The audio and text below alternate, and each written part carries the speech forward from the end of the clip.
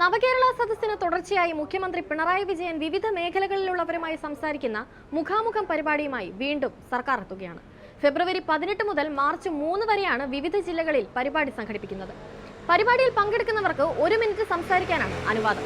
നവകേരള സദസ്സിന്റെ മാതൃകയിൽ സ്പോൺസർഷിപ്പിലൂടെ പണം കണ്ടെത്തണം. പരിപാടിയുടെ നടത്തിപ്പിനായുള്ള മാർഗരേഖ പൊതുഭരണ വകുപ്പ് പുറത്തിറക്കി. വനിതകൾ, സാംസ്കാരിക പ്രവർത്തകർ, ആദിവാസി, ദളിത് വിഭാഗങ്ങൾ, ഭിന്നശേഷിക്കാർ, വയോജനങ്ങൾ, വിവിധ തൊഴിൽ മേഖലയിലുള്ളവർ, കാർഷിക മേഖലയിലുള്ളവർ, റെസിഡന്റ് അസോസിയേഷൻ പ്രതിനിധികൾ എന്നിവരുമായി മുഖ്യമന്ത്രി സംവദിക്കും. ഫെബ്രുവരി 18-ന് കോഴിക്കോട് വിദ്യാർത്ഥികളുമായുള്ള സംവാദത്തോടെയാണ് പരിപാടിയുടെ തുടക്കം.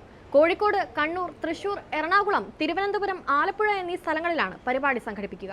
വകുപ്പ് മന്ത്രിയാണ് ചെയർപേഴ്സൺ. പരിപാടിയിൽ 2000-ൽ കൂടാതെ ജനപങ്കാളിത്തം ഉണ്ടാകണമെന്നാണ് നിർദ്ദേശം.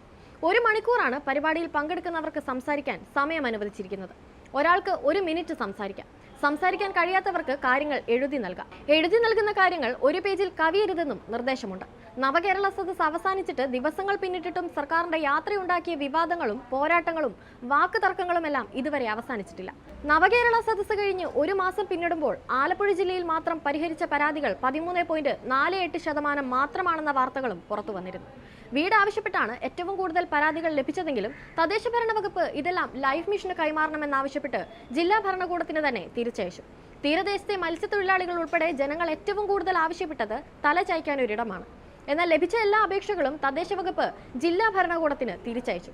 വീടുമായി ബന്ധപ്പെട്ട കാര്യങ്ങൾ പരിഗണിക്കേണ്ടത് ലൈഫ് മിഷനാണെന്നും തങ്ങളല്ലെന്നുമായിരുന്നു മറുപടി. ചികിത്സാ സഹായം ആവശ്യപ്പെട്ടുള്ള പരാതികളും മുഖ്യമന്ത്രിയുടെ പോർട്ടലിൽ രജിസ്റ്റർ ചെയ്യുകയാണ് വേണ്ടതെന്ന് നിർദ്ദേശിച്ച് റവന്യൂ വകുപ്പ് ജില്ലാ കളക്ടറേറ്റിലേക്ക് തിരിച്ചയക്കുകയാണ്. ഫലത്തിൽ എന്തെങ്കിലും നടപടിക്കായി പരാതിക്കാർ ഇനിയും മാസങ്ങൾ കാത്തിരിക്കണമെന്ന് സാരം. ആലപ്പുഴ ജില്ലയിൽ നവകേരള സദസ്സ് നടന്നത് ഡിസംബർ 15, 16, 17 തീയതികളിലായിരുന്നു. ആകെ ലഭിച്ച പരാതികൾ 500,000-ലേറെയാണ്. അതായത് 52,684 പരാതികൾ. ഇതിൽ 7,106 പരാതികൾക്ക് പരിഹാരം കണ്ടു. മുഖ്യമന്ത്രി ദുരിതാശ്വാസ നിധിയിൽ നിന്ന് ചികിത്സാ സഹായം തേടിയുള്ള അപേക്ഷകൾക്കും ഈ അവസ്ഥയിൽ നിന്നും വലിയ മാറ്റമൊന്നുമില്ല.